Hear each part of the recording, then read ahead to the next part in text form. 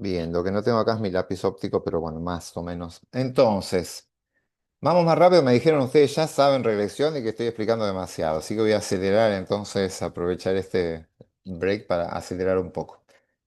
Resumiendo, teníamos nuestro modelo uno. El modelo uno, acá está lo que primero me da es, a partir del summary, obtengo la estimación de la ordenada al origen y de la pendiente. El beta cero, la estimación de beta cero y la estimación de beta uno. Con eso puedo reconstruir la recta.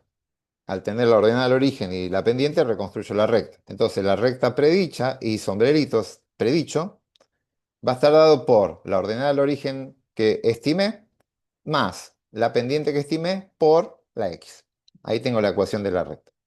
Eso llevado a términos biológicos de este estudio en particular, lo que me dice que es la cantidad de cadmio en la parte aérea, en el tallo, predicha por el modelo, esta es la parte predicha por el modelo, va a estar dada por la cantidad de cadmio que ponga en el suelo, multiplicada por 0,76 y sumado 19,3 negativo, por lo tanto restado 19,3. ¿Estamos? Con eso ahí tengo la cantidad de cadmio predicho en el tallo por este modelo. ¿Esto cómo avanzo? Bien, ahí tengo la estimación de los dos primeros parámetros. Nos queda un tercer parámetro que les dije es la varianza, que vamos a asumir que la varianza es constante. La estimación de la varianza me la da acá. No da la varianza, sino el desvío estándar, que es la raíz cuadrada de la varianza. Así que acá lo que tiene este 15,93 es el error estándar residual. Es el desvío estándar de la varianza, de residual. Es lo no explicado por el modelo. Y lo que me dijo es que fue estimado utilizando 18 grados de libertad, que son 20 menos 2, no importa. Bien, y acá lo que tenemos es el mismo gráfico observado de antes con los puntitos celestes, al cual le superpuse la recta predicha por el modelo. Esa recta es esta ecuación que está acá. ¿Estamos?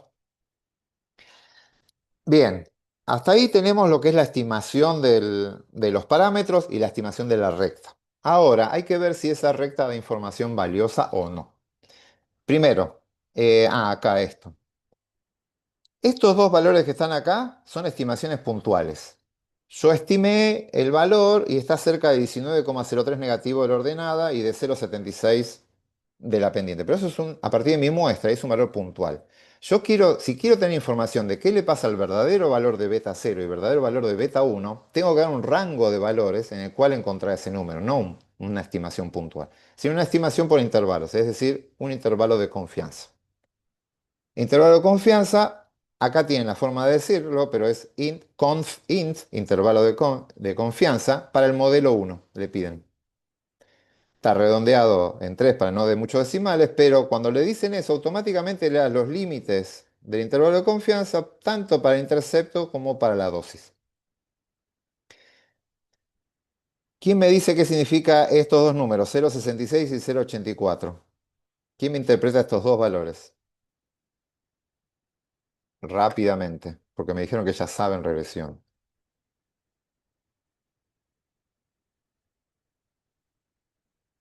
Adri, nadie me contesta, Adri. O No, tengo no sé. A ver, rápidamente, estamos hablando de dosis, por lo tanto, cuando aparece la variable X, acuérdense, es la pendiente. Está hablando de la pendiente, es información sobre la pendiente. Y este 0,75 es la estimación puntual de la pendiente. La pendiente, a partir de la muestra, me dice 0,75. Pero este rango de valores me dice dónde va a estar el verdadero valor del parámetro. Es decir, dónde está beta uno. Beta uno es un valor puntual, es un único, según esta teoría de estadística frecuentista, hay un valor de beta uno real que existe, que yo no lo conozco, y ese valor, según mi modelo, es un punto, va a estar dentro de este rango de valores, está entre 0,668 y 0,844. El beta uno va a estar ahí adentro, en algún punto, no sé en cuál, no tengo información, no es que es más probable una zona, otra, todos igualmente probables los valores de ahí adentro. Así que ahí va a estar beta uno. ¿Y estoy seguro de que está ahí? No, o sea, No, lo sí, sé. sí, pero no, o sea, en el Sí, sentido pero de no, que está bueno. o sea, lo estoy estimando en base Con un error. con los N que yo tengo de cada lugar. Por eso digo, o sea, sí es poblacional, pero yo creo que también depende del N. Mientras más grande tengas el N, más chances de encontrarlo vas a tener. No sé si me explico. Eh, no. Sí, pero con una determinada confianza. O sea, vas a poder Claro, decir que está en Bien, esos valores con una determinada confianza. perfecto, eso es así. Sería con el 95% De que con el que yo confianza, construyo el exactamente. intervalo. Yo no puse nada, así que si por defecto toma 95% de confianza, o sea, un 5% de riesgo de que no. A ver, en función de lo que no me salió el nombre de quien habló antes, esto es la confianza, la fijan ustedes. Ustedes definen que quieren trabajar con un 95% de confianza. Si tiene un n chico y le da este rango de valores, el 95% de confianza va a tener el 95% de confianza que esté ahí adentro. Y si tiene un n grande y el rango de valores que le va a dar, va a tener 95% de confianza. La confianza es independiente del n. Lo que va a cambiar es la amplitud del intervalo. Si tienen pocos datos, para mantener una confianza alta, les va a decir, y está entre menos 100 y más 500. Pero la confianza es el 95%. Si tienen muchos datos, el intervalo va a ser bien chiquitito, pero la confianza siempre es la misma. Así que el n no afecta a la confianza, afecta al tamaño del intervalo. ¿Y qué significa la confianza? Es que este intervalo contiene o no contiene el parámetro. Es así, es fijo, el parámetro es fijo y este intervalo es fijo. Así que el intervalo tiene o no tiene el parámetro. Yo no sé si lo tiene o no. Lo que sé es que este método falla en 5 de cada 100 veces que lo haga. El método falla en 5 de cada 100 veces. Por lo tanto, mi confianza es del 95% que esté.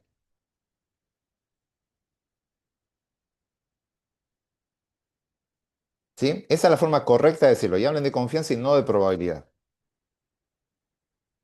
Es la confianza que está ahí adentro. Y es esa tasa, es una tasa de error. El método falla en el 5% de las veces. Por lo tanto, las chances de que esté ahí adentro del intervalo es de una confianza del 95%.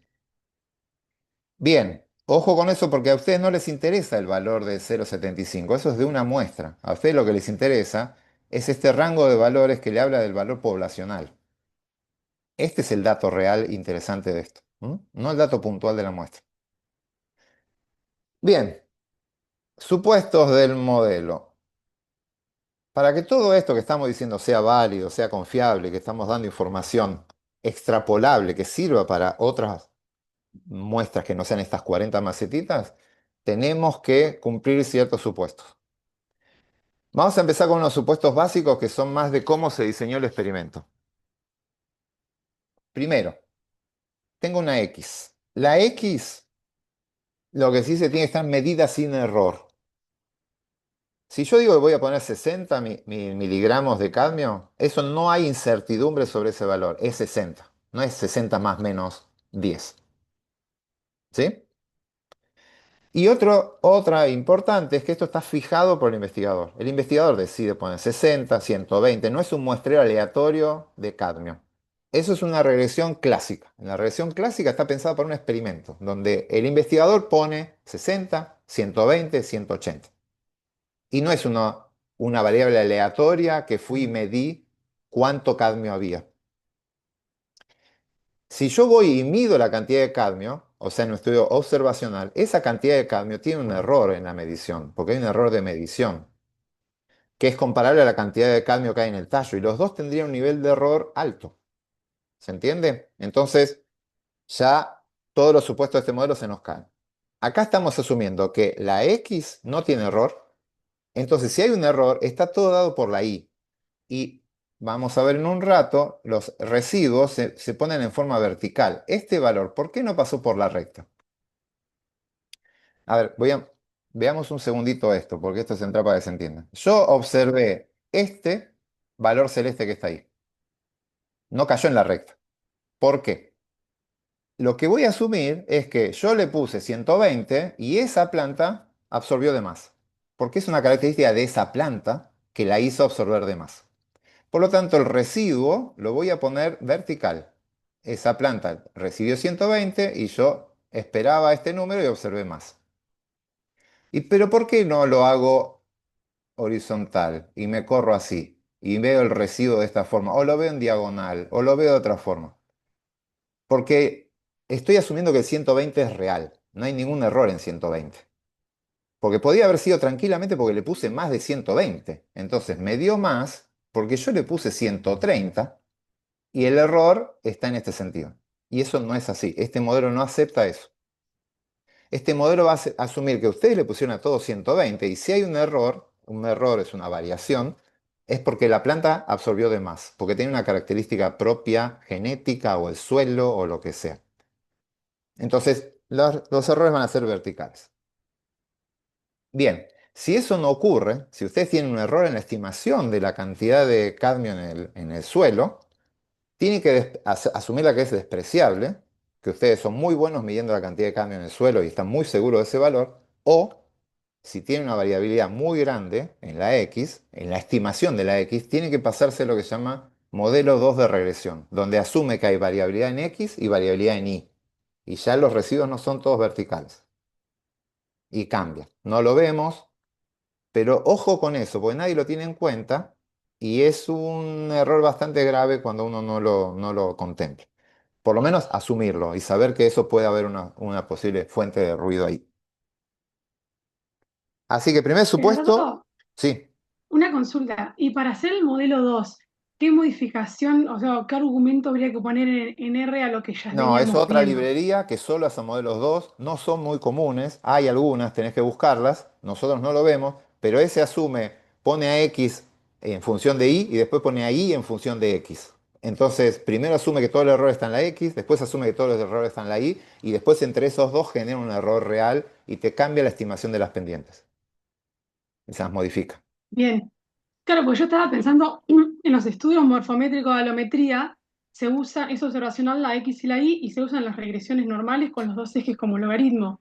Bueno, eso es un Entonces, problema. Estás asumiendo que todo claro, el error está puesto en la Y y que la X no tiene error. Y cuando vos la medís bien y si tu precisión en la medición es suficientemente buena con respecto a la variabilidad que tiene Y varía mucho, y tu X tiene un error muy, muy bajito, eso es despreciable. Entonces no sería grave. El tema es cuando tu estimación en una medición morfométrica es bastante precisa la medición de eso. Salvo que esté roto el material o algo, la medición es precisa. Pero suponete que vos vas y medís en el campo un cadmio. Y el cambio, usás un aparato que tiene un error de más o menos un valor alto. Vos le vas a decir 60, pero capaz que tiene 50 o capaz que tiene 70. Si ese más menos del aparato es muy grande con respecto a la variación que hay en I, ahí tenés un problema. ¿Sí? Recién en esos casos. Por eso, en general, si la medición es buena y varía mucho, esto es despreciable el impacto que tiene. ¿No? Es solamente claro, cuando pero tienen igual bastante incertidumbre en la X. no hay, no, como no hay manera de saber el error de la medición en el No, eso X. tenés que ser, el experto es el que sabe de eso. Claro, listo, Es el investigador el que tiene que saber eso. claro. Sí, es responsable. La estadística no te lo va a decir. Bien, el segundo supuesto fuerte es el de independencia. Cada uno de estos puntitos celestes aporta información novedosa. No comparten información. No hay dos plantas que estaban juntas en el espacio o en el tiempo, o estas medidas repetidas. ¿Cómo sería el clásico? Esto es el tiempo uno, tiempo 2, tiempo 3, tiempo 4. Y la planta esta es la misma que está acá. Y la vuelvo a medir acá. Ahí ya no hay independencia, porque es la misma planta que la estoy viendo varias veces. Entonces, si la planta era buena en el primer tiempo, va a ser buena en el segundo y va a ser buena en el tercero. Por lo tanto, comparte información el tiempo uno con el 3. No es novedoso que en el tiempo 2 la planta sea buena. Entonces, ahí ya comparten información y todo esto se cae. Eso lo vamos a ver, pero vamos a ver creo que la clase que viene, en la otra. ¿Qué pasa si no hay independencia entre las unidades experimentales? Así que acá asumimos que hay 40 plantitas, macetas, las 40 son independientes, las 40 aportan información novedosa, no están relacionadas entre ellas. No existe una covarianza entre ellas, no covarían.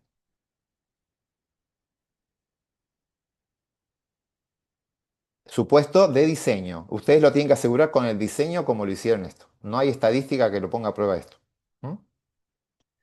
Donde sí hay estadística y nos va a ayudar a poner a prueba en la segunda parte de los supuestos, es sobre la distribución de las variables. La segunda parte es de la distribución, que esto es lo que veníamos charlando antes. Este es el mismo grafiquito que yo les mostré antes.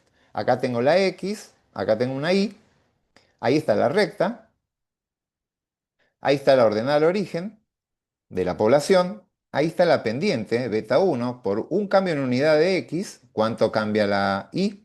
Ahí está donde está beta 1. Y después, para cada nivel de X, hay una población de Y posibles, alrededor de la recta. Algunos van a estar por encima de la recta y otros por debajo de la recta. Eso puesto acá, acá estaría la recta, el valor predicho, beta 0 más beta 1 por, en este caso, 100, el valor predicho para 100, va a estar acá. Este es el valor predicho. Y alrededor de ese valor predicho voy a tener individuos que van a estar por debajo y otros por encima. La forma es, fíjense lo que supone la distribución normal. Asume que la mayoría va a estar en el valor predicho y las chances de que se alejen del valor predicho, o sea, que me vaya hacia afuera, decae exponencialmente. Eso que ven ahí, esa campana de Gauss, es una caída exponencial de las chances de alejarme de ese centro. Ese es el modelo que vamos a asumir acá. ¿Mm? Y funciona para la mayoría de los procesos complejos. Esto, para definir esta campana, necesito marcar el centro, que lo tengo ya con el valor predicho, y necesito definir una varianza. Tengo que definir una varianza. Y esa varianza la tengo que estimar. Sale del modelo. Ya la vimos, fue estimada antes. ¿Mm? Entonces, primer supuesto, asumir que la campana de Gauss funciona, que la distribución normal es válida. Eso tenemos que probarlo. Y segundo supuesto, que eso es lo hablamos de la normalidad. El segundo supuesto es que la varianza es constante. La varianza, si la estimo para la primera subpoblación, es la misma que la segunda, que para la tercera, para todas las X que yo ponga. Y en este caso, en el de regresión, vamos a agregar un tercer supuesto que no tenemos en ANOVA, y sí está en regresión, es que existe una relación lineal. Que la recta es un buen modelo para describir la relación entre X e Y. Ese es un tercer supuesto.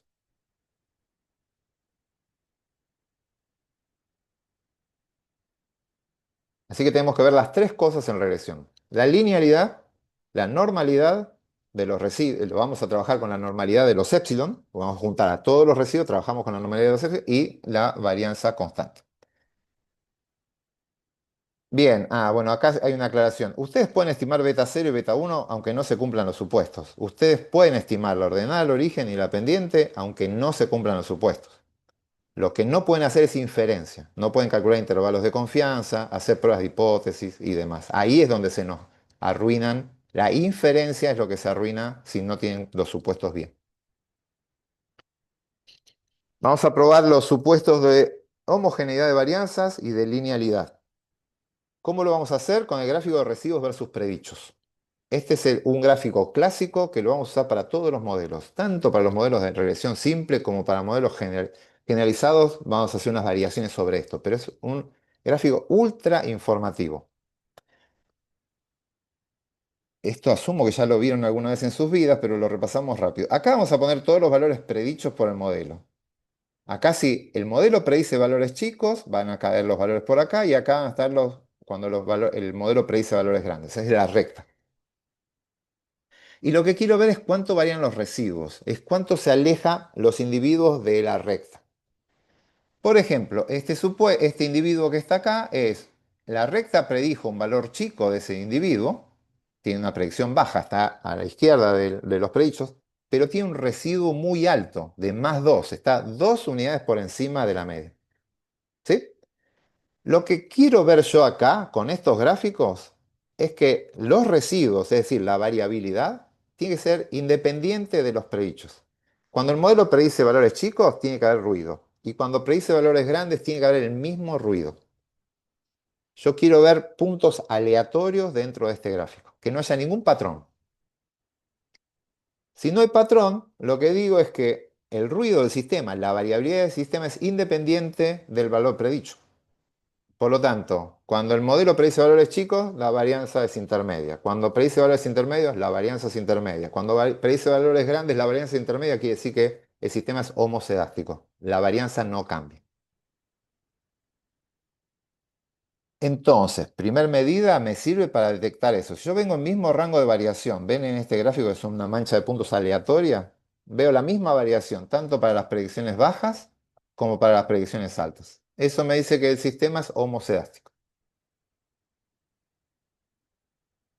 Segundo, que me dice este gráfico, no veo outliers o valores atípicos.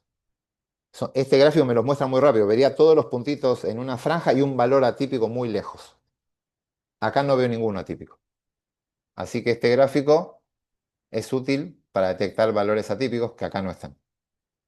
¿Volví a internet? Gracias. Ahora vuelvo a conectarme. Esperen un segundito. Bueno, no voy a poner ninguna pausa. Solamente voy a cambiar el internet de la compu. Dejo de compartir un segundito.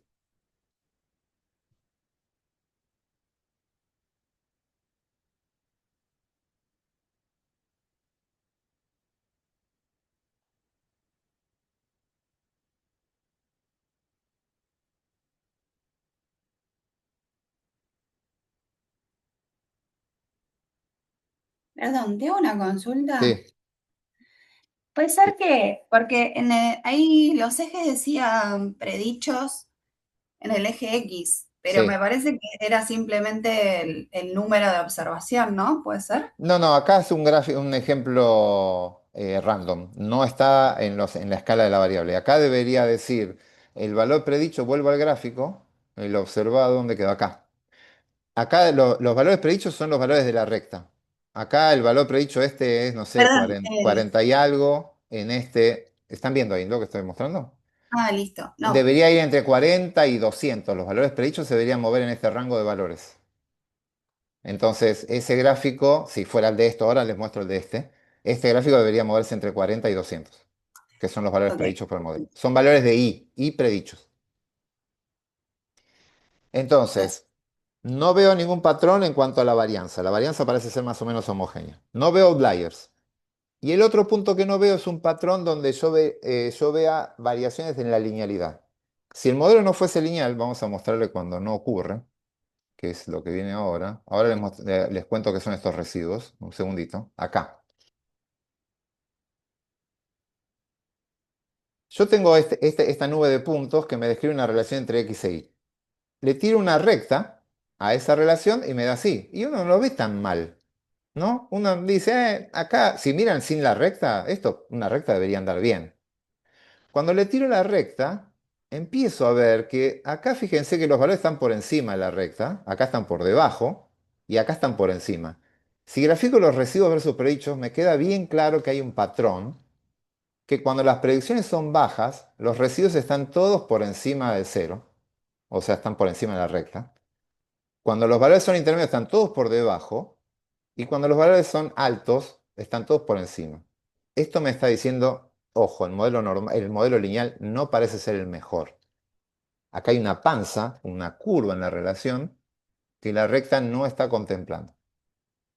Entonces fíjense lo bien que se ve en este gráfico. Es bien obvio que los datos no son una mancha aleatoria de puntos, sino que hay una U. ¿La ven la U? Esa sonrisa me habla de falta de linealidad. Y eso lo resalta mucho mejor que ver el gráfico crudo. En el gráfico crudo eso no se ve tan claro. ¿Mm? Así que este gráfico es muy bueno para detectar falta de normalidad. No sé si ahora viene otro gráfico. Esto es perdón, con la linealidad. Esto es falta de linealidad. Y este segundo gráfico lo que vemos es que cuando los valores son chicos, las predicciones son chicas, la varianza es chica. Cuando las predicciones son intermedias, la varianza es intermedia. Y cuando las predicciones son altas, las varianzas son grandes. Eso me habla, es un caso típico de heteroscedasticidad. La varianza va aumentando a medida que aumenta la variable de respuesta. Esto es en el gráfico crudo. Si le tiro la línea de la recta me va a dar así. Pero cuando veo el gráfico de residuos versus predichos veo este cono, esta trompeta, bien típica de los problemas de heteroscedasticidad, cuando tengo problemas de heteroscedasticidad. Entonces ven claramente que cuando las predicciones son bajas, la varianza es chica. Están todos los datos pegados a la recta. Y cuando las predicciones son altas, las varianzas son muy altas. Esto es típico. O sea, los individuos chicos tan cerca de cero no pueden ser muy distintos entre ellos. Son todos muy parecidos. La variabilidad genética, cuando uno es chico, no se manifiesta cuando uno es adulto. Y ahí, cuando los individuos son grandes, uno ve las variabilidades genéticas y ahí puede ver una variabilidad. Eso en biología es hipernormal, es común. Pero este modelo no lo soporta, no lo tolera. ¿Mm? Recuerden siempre, lo que falla es el modelo, no la biología. El problema es el modelo tratando de representar un proceso biológico que es complejo. Estamos hasta ahí con ejemplos para ver la falta de linealidad y la heterocedasticidad. Entonces, la heterocedasticidad la vamos a ver en forma gráfica con este gráfico que les mostré acá abajo. Si tienen dudas cuando ven el gráfico y les hace ruido y hay heterocedasticidad, no hay, dame algo más blanco-negro, quiero una prueba de hipótesis, quiero una respuesta analítica, por sí o por no, tienen la opción de el modelo, una prueba, un método analítico que es una prueba de hipótesis. La prueba de hipótesis que está en el mercado actual quedando como la mejor opción, esto cambia, pero esta viene sosteniéndose hace bastante tiempo, es la prueba de Leven. La prueba de Leven es una buena prueba para ver si mis datos, si bajo H0 asume que las varianzas son homogéneas. Entonces, eh, esto no sé si ya lo tienen en alguno de los videos, básicamente hace una nova con los residuos absolutos, no importa. Lo que está suponiendo este modelo es bajo H0, uy, ¿dónde se me fue? Bueno, no me aparece la hipótesis. Bajo H0 asume que las varianzas son homogéneas. Es decir, que la varianza, vieron que teníamos no sé cuántas dosis de cambio eran, ¿cinco? Cinco dosis de cambio. Para la dosis más chica, la varianza es igual que la varianza intermedia, que las cinco dosis de cambio tienen la misma varianza en I. Bajo H0 asume que eso es así. Por lo tanto, yo no quiero rechazar esta hipótesis. Lo hacen con la librería CAR, acá tienen la sintaxis, le van a pedir el event test del modelo, y una vez que hacen eso, bueno, no sé por qué acá no aparece la salida, va a aparecer una prueba de hipótesis, y lo van a ver igual hoy a la tarde, cuando hagan el scrivener. Va a salir una prueba de hipótesis con un p-valor, y ustedes no van a querer rechazar esa hipótesis. ¿Mm? Esa es una prueba analítica, es complementaria al gráfico de residuos versus predichos. Para la normalidad, ¿cómo vamos a trabajar para ver la normalidad? El gráfico anterior no me muestra normalidad, el de residuos versus predichos. Yo quiero ver normalidad, tengo que ver la normalidad de los epsilon. La hipótesis es que los epsilon siguen una distribución normal. Lo que vamos a hacer gráficamente es el gráfico muy utilizado que es el ggplot, quantil plot. Este gráfico me dice, básicamente, les muestro un gráfico acá, quiero verlos acá. Vean este gráfico acá, este es cuantil, este gráfico está acá, y básicamente lo que hace, depende de qué librería, cuál ponen la X y cuál ponen la Y, pero básicamente le dice cómo se acumulan sus datos, los cuantiles es cómo se vienen acumulando los datos observados y cómo se acumularían en una distribución normal teórica. ¿Mm? Vean acá el histograma muestra cómo son los residuos de una regresión, cómo es la distribución de los residuos. Y la línea azul es una normal teórica. Ve que se ajusta bastante bien el histograma con la línea. Si yo voy viendo cómo se acumulan, digo, ¿dónde se acumula el 10% de los datos? Este gráfico no es acumulado, pero el gráfico se hace así. Digo, el 10%, ¿dónde se acumula el 10% en mis datos? Y me fijo dónde se acumularía el 10% de los datos en una normal teórica, me va a dar un valor. Lo que yo espero es que si mis datos se acumulan como en una forma normal teórica, debería haber una relación con una pendiente de 1. Porque a medida que aumenta el valor acumulado en la teórica, debería aumentando el valor acumulado en mis datos. Entonces, si grafico el acumulado teórico como el acumulado real de mis datos, y mis datos caen cerca de una línea alrededor de una recta, una pendiente igual a 1, digo, mis datos se están acumulando tal cual como esperaría para una normal teórica. Y yo debería encontrar que mi cucuplot sea una serie de puntos alrededor de una línea recta con pendiente de 1. Vean un caso donde eso no ocurre. Mis datos son asimétricos, ¿lo ven? El histograma es asimétrico. Pero la predicción de la normal teórica no. La normal teórica, que es la línea recta, es perfectamente simétrica. Entonces, ahí hay un desfasaje. Fíjense que al final, esta cola, hay muchos valores en el histograma que el modelo no los reconoce. Hay más esperados en el histograma de lo que espera la normal teórica hacia el final, porque esa cola no la tiene en cuenta. Cuando lo vemos en el gráfico, nos aparece esto acá. Esto es porque es más lo observado que lo que predice el modelo. El cuantil teórico no se ajusta con el cuantil observado. Entonces, cuando aparece esto, viene más o menos bien, ajusta más o menos bien, esta parte ajusta bien, pero esta parte final tiene problemas, acá se lo ve en el gráfico. Entonces, este gráfico cuando lo ven dicen, che, ahí no se ajusta bien en la recta. Quiere decir que hay una parte del modelo que lo está ajustando mal. En este caso es hacia el final. Y si tiene una simetría negativa, hay muchos valores chicos observados donde el modelo no lo espera. ¿Lo ven acá? Y eso se ve acá. Esta parte no ajusta en la recta. En definitiva, ustedes deberían ver, si el gráfico les ajusta bien, una nube de puntos alrededor de una línea recta, con pendiente de 1. Si eso no es así, tienen problemas de asimetría o de kurtosis. Hay varios gráficos que van dando en función de problemas, pero ya no cumpliría el supuesto de normalidad.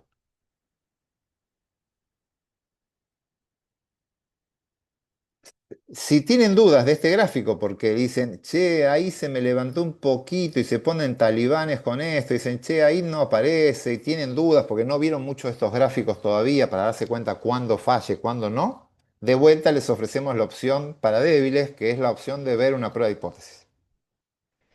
Una opción de una prueba de hipótesis, de vuelta hay un p-valor y ustedes van a decidir si es significativo o no la desviación de la normalidad. La opción actual que todavía sigue siendo válida es la de Shapiro-Wilks. En realidad la Shapiro-Wilks modificada. La prueba de Shapiro-Wilks es una que asume bajo H0 que los epsilon siguen una distribución normal. De vuelta, es una hipótesis optimista. Bajo H0 está todo bien. Por lo tanto, ustedes no quieren rechazar esta hipótesis. Básicamente, calcula este estadístico W de Wilks y se fija, ese estadístico me dice cuánto se aleja la distribución observada de la distribución predicha. Es una medida de cuánto se aleja. Y uno quiere que sea lo más chico posible, que se aleje lo menos posible. Si se aleja mucho, esto va a rechazar y les va a decir, hay diferencias significativas con la normalidad. Los epsilon no ajustan a una distribución normal. Y ahí están en problemas. Bien, ¿por qué están las dos opciones? Esta opción de prueba de hipótesis funciona para tamaños intermedios de datos. Si tienen pocos datos, esta prueba de hipótesis es poco potente y no detecta nada. Pueden darle un adoquín y les va a decir, yo no detecto diferencia de la normal. Pues tiene tan poca potencia que no ve nunca normal. Entonces ni siquiera tiene sentido poner la prueba. Si tienen 10 datos totales, ¿no? Y por el otro lado, si tienen muchos datos, 1000, 2000 datos, se ponen tan potentes que cualquier mínima diferencia con la normalidad va a decir, ah, esto es significativo, porque se ponen hiperpotentes. Eso lo corrigieron, la versión modificada de Wilks funciona mejor para grandes cantidades de datos, pero si tienen miles de datos, olvídense, estas pruebas de hipótesis no sirven.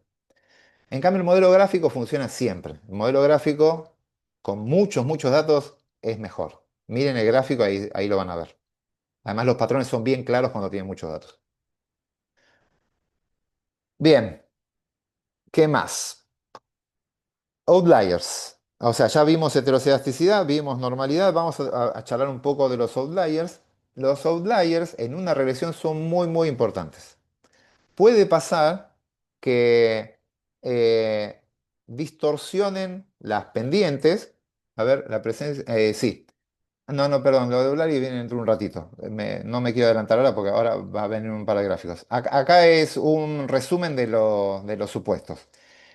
Ustedes pueden tener problemas de, si tienen outlier, recuerden, un outlier es un valor atípico, que no se ajusta a las condiciones esperadas. El problema es que si ustedes tienen 10 datos y aparece un outlier, es un 10% de la muestra que tiene ese valor atípico, ya no saben si es tan atípico. Capaz que es algo que ocurre con baja frecuencia y no es un error de medición, no es nada, sino que simplemente que los individuos bajo ciertas condiciones pueden tomar esos valores extraños. Entonces no es tan fácil como resolverlo. Pero sí suele pasar que si aparece un valor atípico, lo va a detectar como de heterocedasticidad. Y eso no es necesariamente así. Después, ¿qué pasa si su variable no es normal? Rechazan el supuesto de Shapiro-Wilks. Bien, ahí si tienen asimetrías pueden cambiar de distribución. Hay otras distribuciones que no son normales, pero es para variables continuas, como la log normal o la gamma, lo vamos a ver hacia el final del curso, donde ya no asumen que son simétricas las variables. Estas toleran asimetrías. Entonces ustedes pueden cambiar de distribución. ¿Mm? Así que no se asusten si ven que su modelo no es normal. Tienen plan B para esos casos. Después, ¿qué pasa si ustedes ven falta de linealidad? ¿Se acuerdan esa pancita que vimos en el ejemplo donde el gráfico se veía como una sonrisa? Bien, eso tiene que cambiarlo. La forma de resolver eso son varias. Uno, asumir modelos no lineales. Hay modelos que no necesariamente son líneas rectas, que aceptan curvas. Esos son los modelos no lineales, no los vemos en este curso. Si quieren quedarse en el modelo lineal y darle un poco más de flexibilidad, le pueden poner lo que llamamos polinomios. Le pueden poner, usar términos cuadráticos y cúbicos. Si queda tiempo hoy, deberíamos verlo antes de llegar al intervalo. Así que voy a tratar de apurarme para llegar a verlo. Pero ustedes pueden agregar términos cuadráticos o cúbicos al modelo que le van a dar un poco de flexibilidad y le van a permitir ciertas pancitas o pueden permitir que su modelo se sature. Va creciendo y se frena y el modelo se satura, que es bastante común en biología. ¿Mm? Eso vamos a verlo en un ratito, resolver eso. Pero no saquen conclusiones sobre modelos que son heteroscedásticos o que son asimétricos o que tienen falta de normalidad. Lo peor es negarlos, asumir que no existen. Para todas esas opciones hay alternativas. Lo que hay que saber es detectarlo y actuar. Bien, acá hay un poco de consecuencias de. ¿Qué pasa si tiene un modelo heteroscedástico? Ustedes asumen que es normal y en realidad cuando las predicciones son chicas hay poca varianza y cuando las predicciones son grandes hay mucha varianza. Este modelo va a asumir va a estimar una única varianza, una sola. Y esa varianza no va a representar a nadie. Va a ser un valor intermedio de varianza que no va a representar ni la varianza chiquita que hay cuando los individuos son chicos, ni la varianza grande cuando los individuos son grandes. Va a generar una varianza intermedia que no representa a nadie. Y esa varianza es la que habla del ruido del sistema. Y si está mal estimada, todas las conclusiones que saquemos van a estar mal. Y eso va a ir directo a la inferencia estadística. Los p-valor van a estar mal y los intervalos de confianza que van a usar van a estar mal. Todos esos dependen de la varianza. Así que, ojo con la heteroscedasticidad. La clase que viene vamos a ver cómo lidiar cómo resolver los problemas de heteroscedasticidad. No la nieguen, no la dejen pasar. Esa es la más grave. La normalidad, el supuesto de normalidad, es un supuesto, pero no es tan grave. El ANOVA y la regresión son bastante resistentes, bastante tolerables a las faltas leves de normalidad. Sería el menos grave de los supuestos. No para cosas groseras, pero son bastante tolerantes. Sobre todo si tienen muchos datos. Si tienen muchos datos, olvídense, esto ni afecta. Y el otro, el tercero de los supuestos que habíamos, en la linealidad, este también es grave, porque ustedes van a asumir que hay una línea recta que relaciona los dos procesos y en realidad es una línea curva o es exponencial o se frena y ustedes van a asumir algo que no es y van a describir mal el proceso biológico que están viendo. Por lo tanto, yo lo considero bastante grave si tiene un proceso que no es lineal y ustedes lo asumen como lineal, porque van a estar describiendo un proceso mal.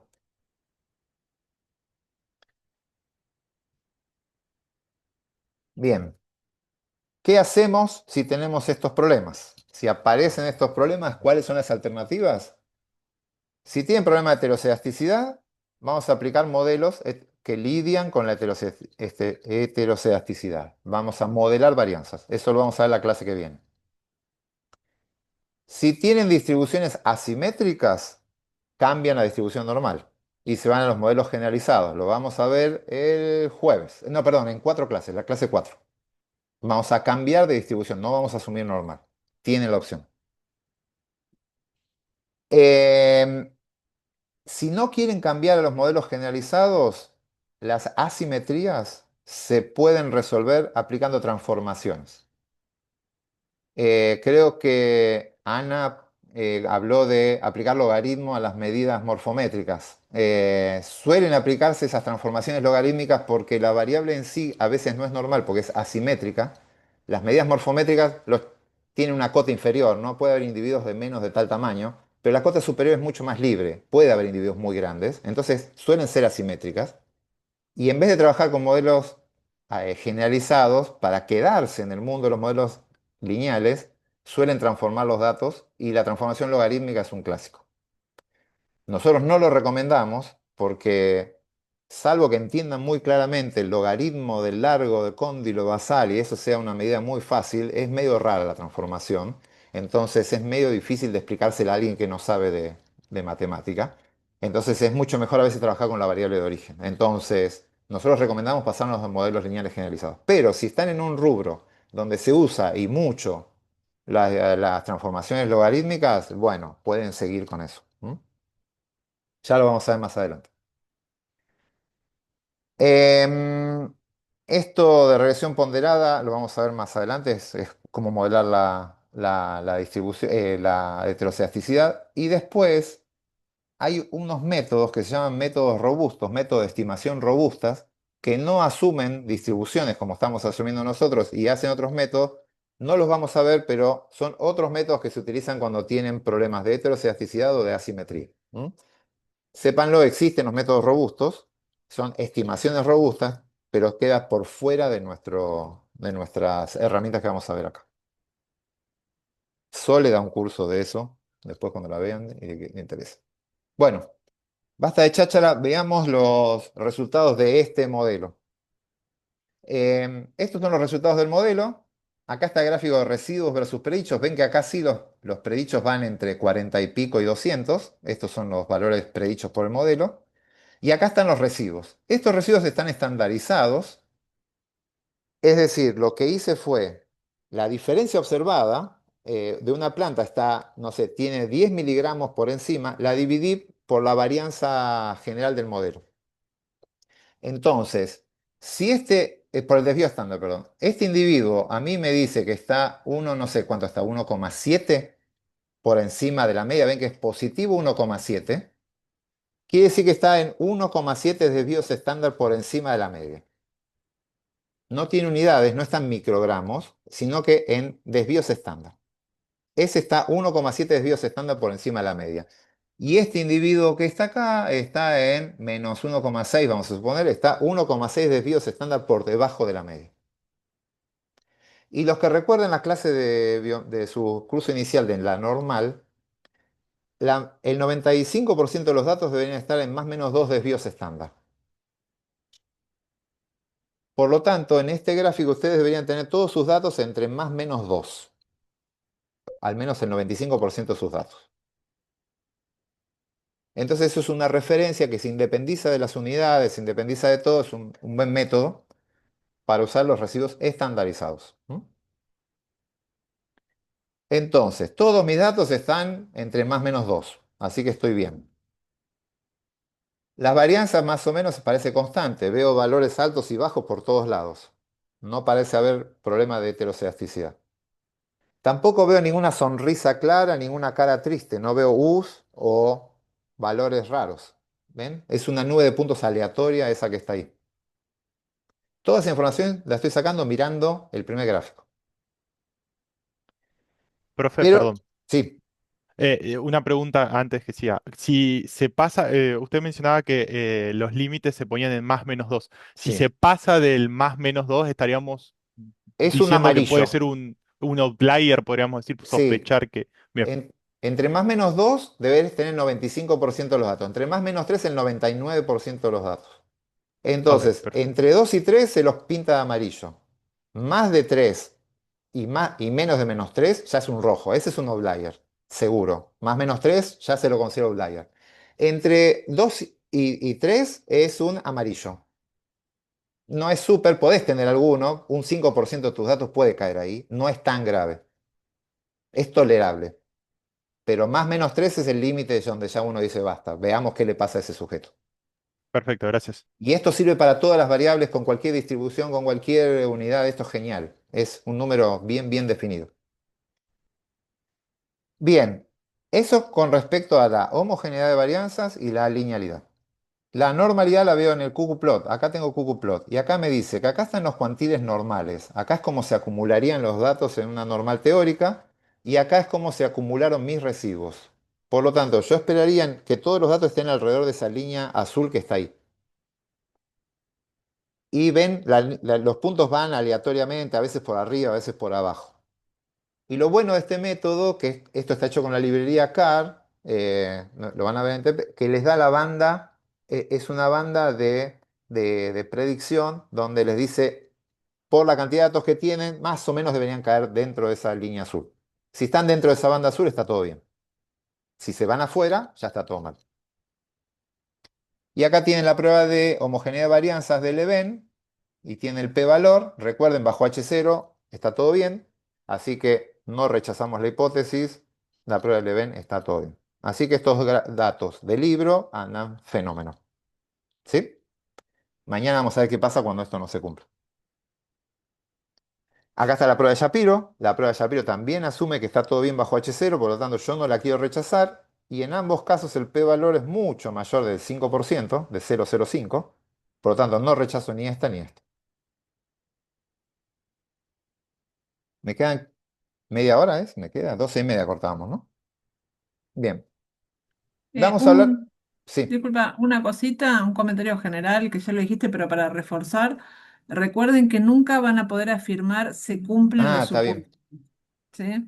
A lo sumo, en el mejor de los casos, pueden decir no encontramos pruebas para rechazarlos, pero que la prueba de normalidad de bien, la prueba de homoscedasticidad, quiere decir que la evidencia muestral no se contradice con el supuesto de normalidad o con el supuesto de homoscedasticidad, ¿sí? Esto es importante. Nuestras pruebas de hipótesis, si no rechazan, no es que certifican que la hipótesis es verdadera, sino solamente que no encontramos pruebas en contra. Así que, conclusión es, no se rechazaron los supuestos, no hay evidencia en contra de los supuestos. No escriban en la tesis se cumplieron los supuestos. Esa frase está prohibida. No están demostrando que se cumplen. Ustedes no lo rechazaron. Y listo. Eso es lo que dicen. Bien. Gracias por la aclaración. Se me pasó. Observaciones atípicas. En regresiones, les dije antes, un tema importante. Y tenemos dos. Chas, perdón. Em, Tenemos dos grandes fuentes de valores atípicos. Hay valores atípicos que tienen un valor muy distinto a lo esperado y simplemente es un valor atípico y lo que hacen es reducir el ajuste del modelo. El ajuste tiene el ajuste es peor con el atípico.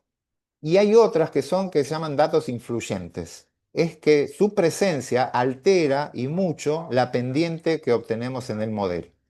Así que no necesariamente son ingenuos los datos atípicos, pueden ser muy influyentes y hay que tenerlos en cuenta. Veamos acá, el primer ejemplo. Si yo tiro la recta con el atípico, la recta cae acá y el atípico simplemente va a tener un residuo alto. ¿Ven? Ese valor es un valor muy alto con respecto a lo que me dice predice el modelo. Por lo tanto, es un dato que es atípico, pero tiene un valor de residuo alto. Ese seguro que va a dar mayor a 3, más menos 3 en el residuo estandarizado. Pero si yo saco este valor y vuelvo a correr el modelo, la pendiente prácticamente no cambia. Y mejora bastante el ajuste del modelo. Entonces, ese dato atípico no afecta a mis resultados. Mis resultados son robustos a la presencia del atípico. Entonces, uno lo que hace es un análisis de sensibilidad y corro el modelo con y sin el atípico y me fijo si mis resultados son robustos a la presencia del atípico. Eso es lo mejor que les puede pasar. El dato atípico lo corren con y sin. Repito, se llama análisis de sensibilidad. Y lo que quieren ver es que la pendiente, la ordenada del origen, no cambie. Si eso es así, ustedes informan, tuve este y este dato atípico, pero mis resultados son robustos al mismo, por lo tanto sigo adelante y es una frasecita mínima en materiales y métodos o en los resultados. Y siguen de largo. Y está todo bien. Después ustedes discuten por qué puede aparecer ese valor, si es un error metodológico, si es un proceso biológico extraño. Eso es una discusión del investigador, no de la estadística. El problema aparece acá, que este es un caso muy extremo, pero hay casos intermedios donde pueden aparecer que tienen esto. Esto no debería ocurrir en un estudio observacional, en un estudio experimental. Fíjense que hay valores en X, entre 2 y 4, muchos valores, y después hay un valor en X en 10. Uno no va a diseñar un experimento así. Uno va a diseñar un experimento donde pone valores más o menos regulares en la X. Acá hay un hueco donde no tengo datos entre 4 y 10. Y lo que veo es que tengo una mancha de puntos acá y un punto ahí. Si yo trazo una regresión acá, la regresión va a ser esto. Me va a decir, a medida que aumenta X, Y aumenta. Y me da un R cuadrado razonable.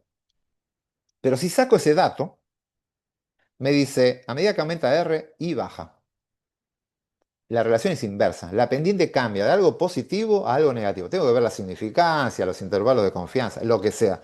Pero de un proceso directo lo transformo en un proceso inverso. Simplemente por un dato. Ese es un dato influyente. Y ese dato requiere que haya un estudio mucho más preciso de esto. Básicamente lo que uno diría, tengo que tomar datos intermedios y ver qué pasa en el medio. Porque ¿qué es lo que puede pasar? Esto puede ser que el proceso sea no lineal, esto haga así y vuelva a subir, que sea como una U, o puede haber sido un error de medición, o puede haber sido cualquier cosa esto. Sin la información acá en el medio, no tengo nada para decir. Entonces, este es un dato muy influyente y básicamente es influyente porque está en un extremo de la X. Está muy alejado del resto de los datos. Entonces es muy influyente. Las regresiones robustas son buenas para detectar estas cosas y sacarles el peso a esto. Estas son muy sensibles a estos casos. Hay algunas medidas para detectar observaciones atípicas. Una son los residuos estandarizados, los que les acabo de decir recién. Hacen los residuos estandarizados, al residuo lo dividen por el desvío estándar y ya está. Y miran, el más menos 2 deberían tener el 95% de los datos. Es lo mismo que ya charlé antes. Están los estudiantizados, están ajustados, pero es básicamente lo mismo. No vamos a darle bolilla. Son dos métodos distintos de estandarizar o estudiantizar, pero la consecuencia es que entre más menos 2 de cualquiera de esos dos métodos debería tener 95% de los datos. Y entre más menos 3 debería tener a todos. Si se va del 3 es rojo y si están entre 2 y 3, amarillo. Otras. Está el leverage o la palanca, que es un índice que me dice cuánto pesa, cuánto mueve la pendiente ese dato que yo tengo. Se calcula para cada observación cuánto pesa esa observación. Y eso básicamente me dice, es esto que les contaba antes. Si los datos están cerca de donde están la mayoría de las X, no va a tener mucho peso. Pero si yo alejo mucho y agarro un dato muy en X, muy alejado, ese valor va a pesar mucho. No sé si se acuerdan mucho cuando juegan el sube y baja en la plaza. Si están cerca del centro de sub y baja, su peso no pesa más, demasiado, no tiene mucho impacto. Pero si uno se aleja en el sub y baja y se pone en el borde, ustedes pesan más, aunque tengan la misma masa. Tienen más impacto, más palanca. Acá es exactamente lo mismo. Entonces mide la distancia de su dato con respecto a la media de las X. ¿Cuánto se alejan la X? Con respecto a cuánto se alejan en promedio todos los individuos. Entonces, si su dato se aleja mucho, la palanca va a ser muy alta. Y van a decir, ojo que tus datos, ese dato es muy influyente. Y después está en la distancia de Cook, que me dice de cada dato cuánto cambia la regresión si saco ese dato.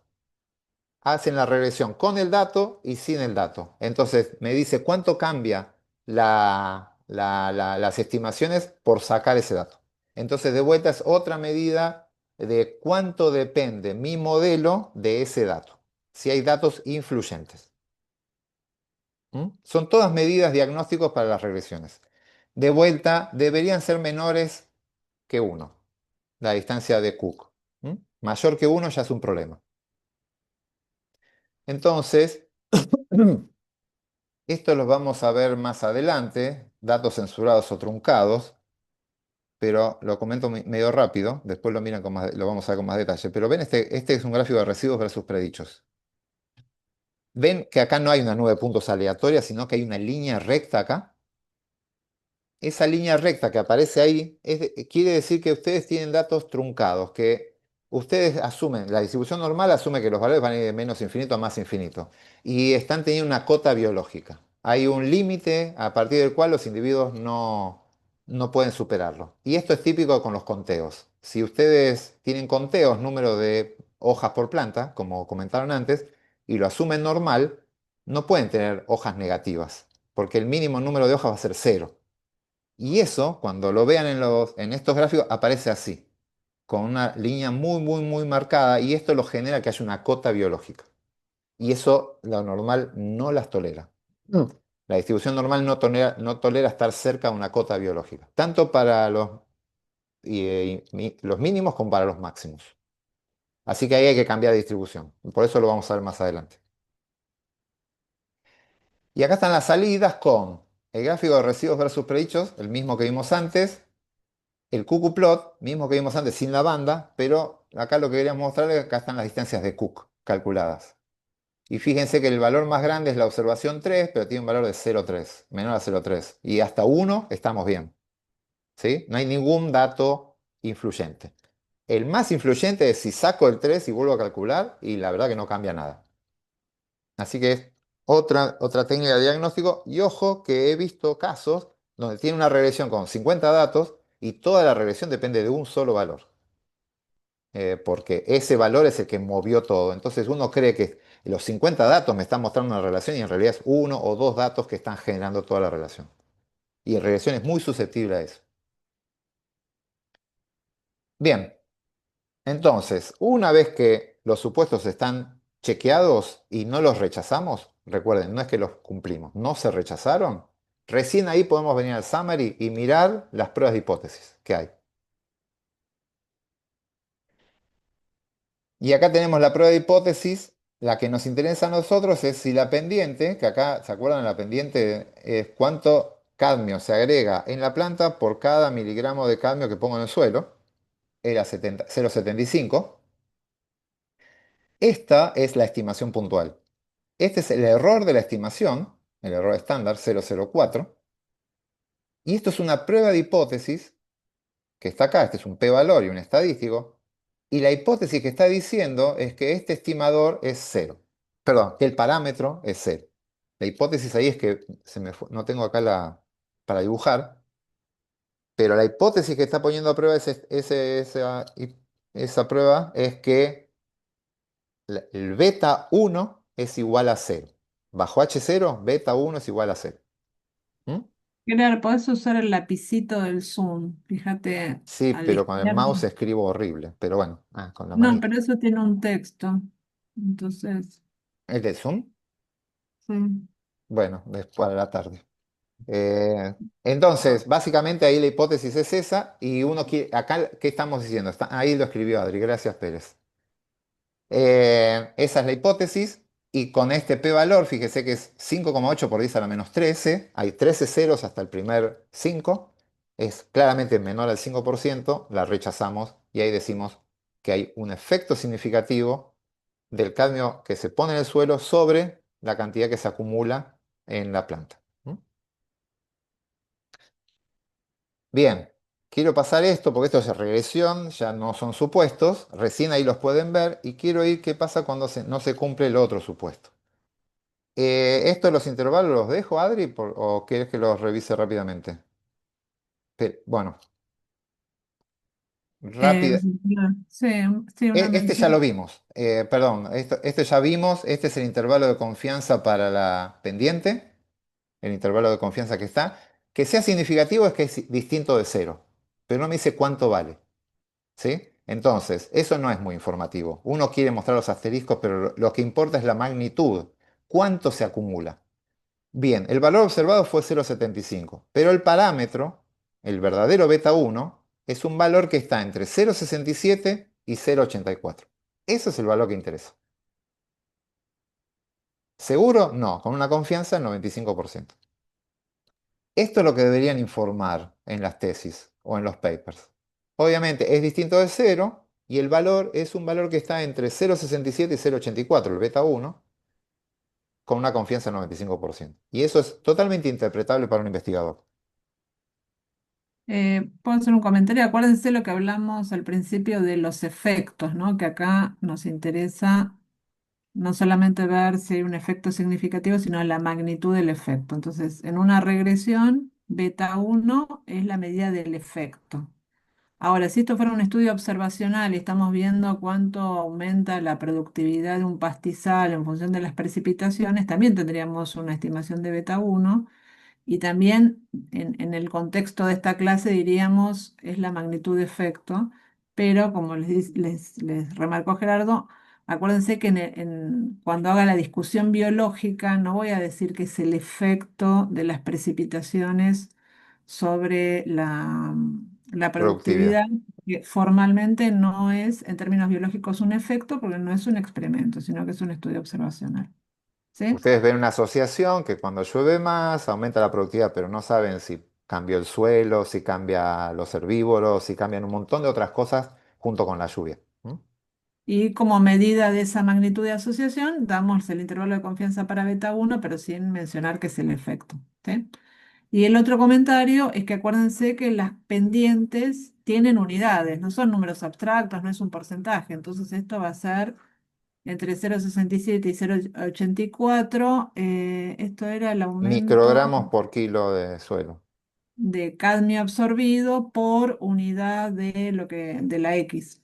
O sea que Sí, tiene unidades. Por lo tanto, un número bajo o alto no significa nada porque depende de las unidades. Si yo lo expreso en kilos en vez de miligramos, el número va a cambiar. Así que acá lo que importa es la significación y la medida de la magnitud con sus unidades. Bueno, bien. El R cuadrado lo voy a pasar. Quiero concentrarme ahora en el concepto de R cuadrado. Espero que ya la mayoría los tenga de sus cursos básicos de regresión. Es una medida de ajuste. Acá está la formulita. 0,947. Lo que me está diciendo, el R cuadrado me está diciendo que el 94, casi 95% de la variabilidad de I lo puedo explicar por cambios en X. Eso es lo que me está diciendo el R cuadrado. Me dice que gran parte de la variación del cadmio que tengo en el tallo, la gran mayoría, lo puedo explicar por la cantidad de cadmio que hay en el suelo. Eso es lo que me dice el R cuadrado.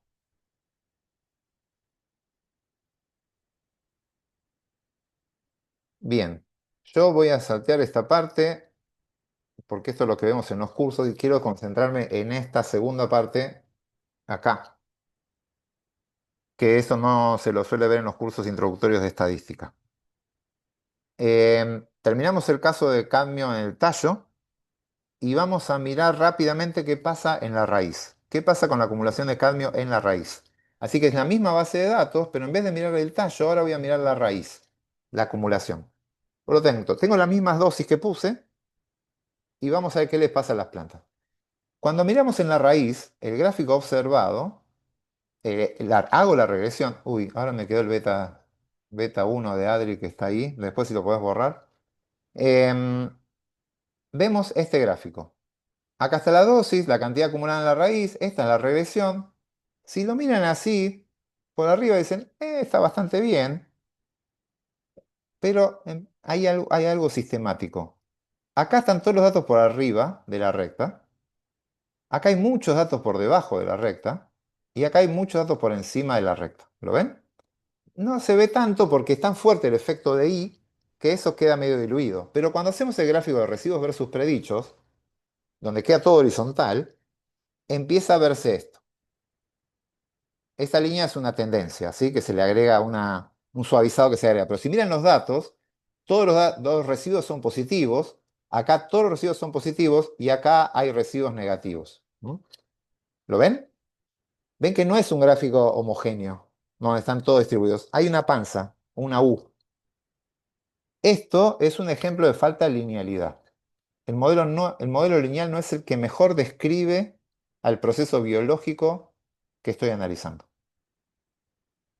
Yo voy a asumir que por cada gramo que agregue, miligramo que agregue en el suelo, se va a agregar una determinada cantidad en la raíz. Y eso no es así, porque al principio se agrega poco y al final se agrega mucho. En realidad es una panza. ¿Mm?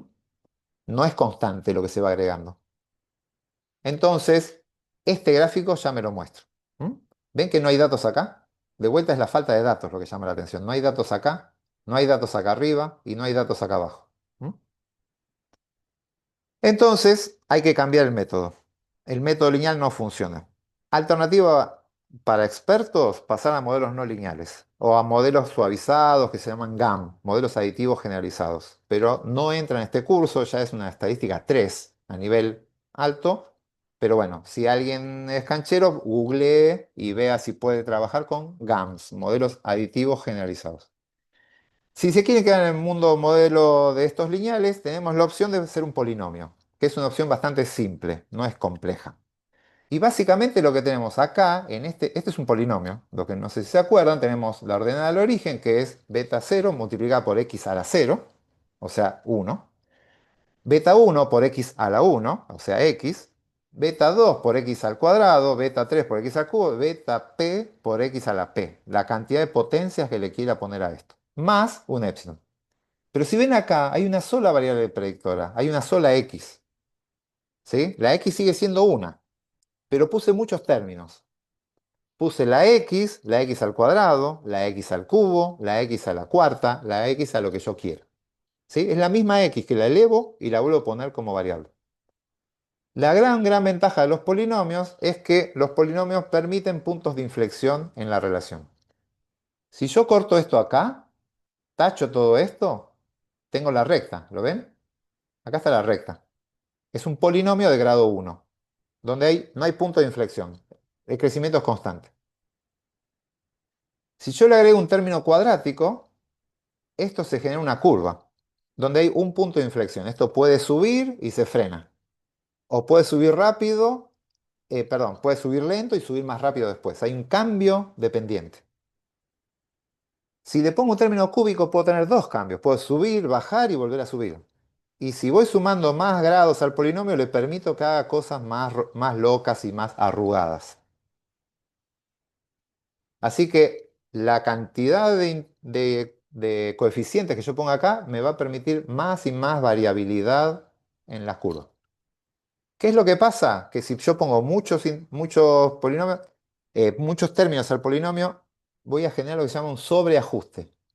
No voy a describir el proceso biológico de generar los datos, sino que voy a también describir el error de cada observación.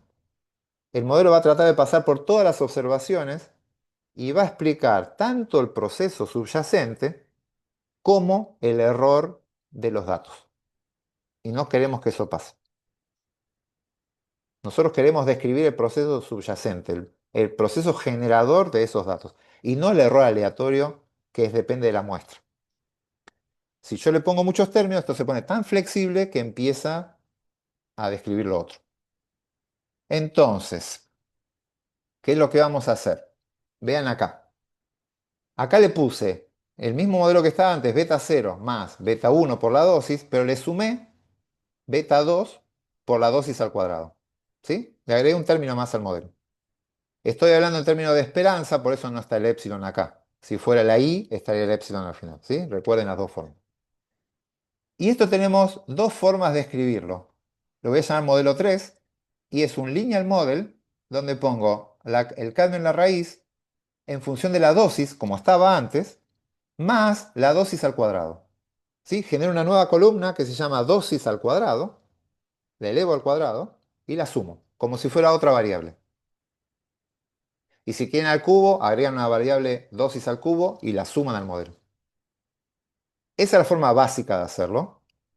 La forma más sofisticada es usar la función poly. Muy recomendable porque resuelve varios problemas. Usan la función poly, entonces ustedes tienen el cadmio en la raíz en función de la dosis, pero con un poli adelante.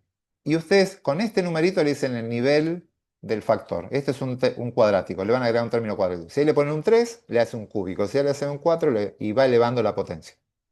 Entonces, con esa misma sintaxis, hacen todos los polinomios que ustedes quieren. Muy simple, y la consecuencia es que el gráfico ya no es una recta, sino que es una curva. ¿Lo ven? Con un grado 2 obtengo esto. Y cuando miro los residuos, están mejor. Hay residuos negativos acá que no había, unos positivos ahí, pero me están faltando acá y acá. Entonces digo, capaz que le falta más flexibilidad a esto. Entonces digo, ¿qué pasa si... acá no está. Después jueguen ustedes. Le pueden poner un grado 3 y ver si el gráfico mejora. Entonces, ustedes pueden seguir aumentando de esto hasta que los residuos les queden prolijos, que les queden bien, cosa que captaron la variabilidad que tiene el sistema. Y después vienen al summary y cuando ven el summary les aparece la ordenada del origen, ahí está la estimación, el término lineal, el 1, que es el término lineal, es este, el beta 1, es esto, y el término cuadrático, que es este. Les aparecen los tres términos. Les aparece la estimación de beta 0, la estimación de beta 1 y la estimación de beta 2. Son estos tres valores que están acá. Y pueden ver la significancia de los tres. Y lo que tienen que mirar es de abajo hacia arriba. El último es el primero que se mira y este es significativo. Quiere decir que el término cuadrático es significativo, quiere decir que el modelo no es lineal. ¿Sí? El término cuadrático es significativo me está diciendo hay una curva. Así que no trabajan en un modelo lineal, trabajan con este.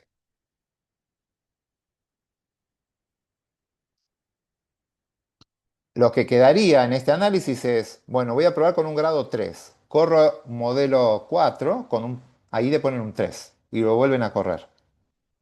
Van a mirar los residuos, si los residuos mejoran, y después van a mirar la significancia. Y van a ver si el término cúbico es significativo. Si el término cúbico es significativo, se queda. Si el término cúbico no es significativo y los residuos son más o menos elegantes con los otros, se va. ¿Sí? Y eligen el menor de los polinomios posibles. No se zarpen con los polinomios. ¿Sí? Siempre el menor posible. El que tenga el coeficiente más alto significativo. Y una aclaración. El coeficiente lineal y el intercepto dependen del cuadrado que pongan. Por lo tanto, esta significancia no importa. La significancia del término cuadrático está afectada perdón, la significancia del término lineal está afectada por el término cuadrático. Por lo tanto, ya no me interesa que el lineal sea o no sea significativo. Lo que me interesa es el último, porque esto es jerárquico. Entonces, si el último es significativo, ya todo el polinomio es significativo. Ya hay un efecto global significativo. Si el último no es significativo, lo sacan y se quedan con el lineal significativo, el cuadrado, todo van achicándolo hasta quedarse con algunos significativos, ¿no? ¿Estamos?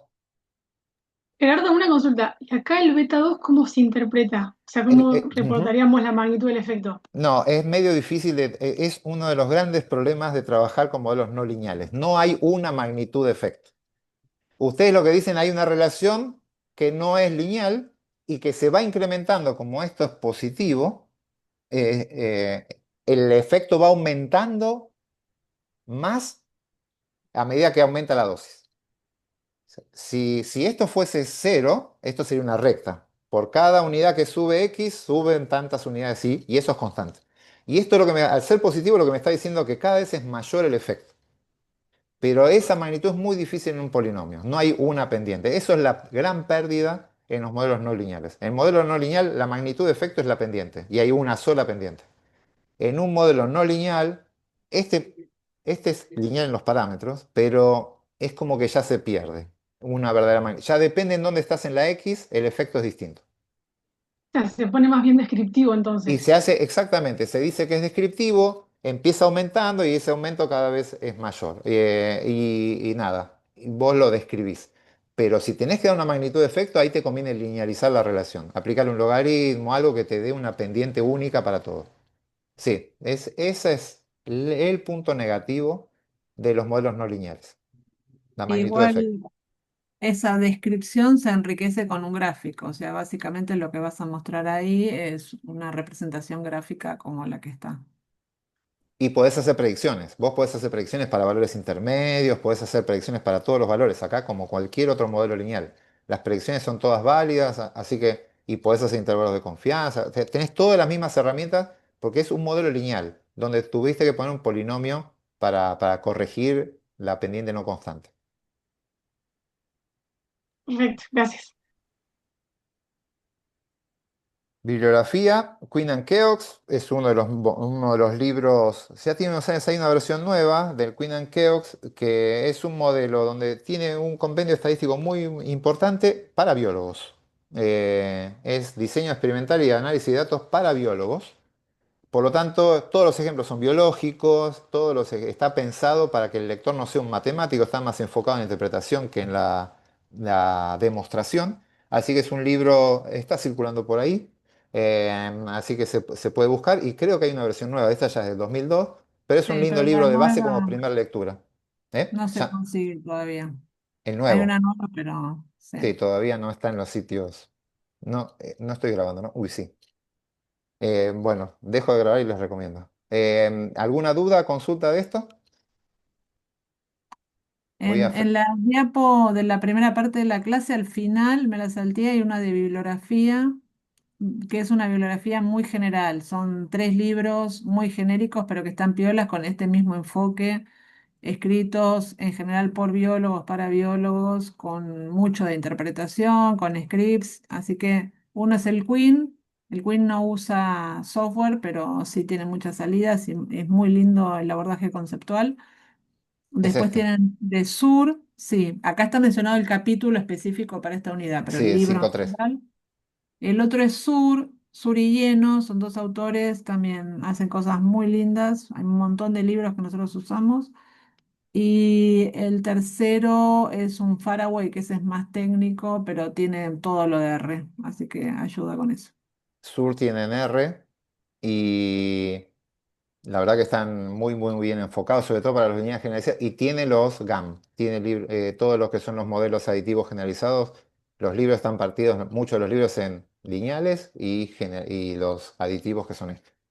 Tanto los escritos en R, todo. También están muy buenos. Bueno, voy a dejar de grabar.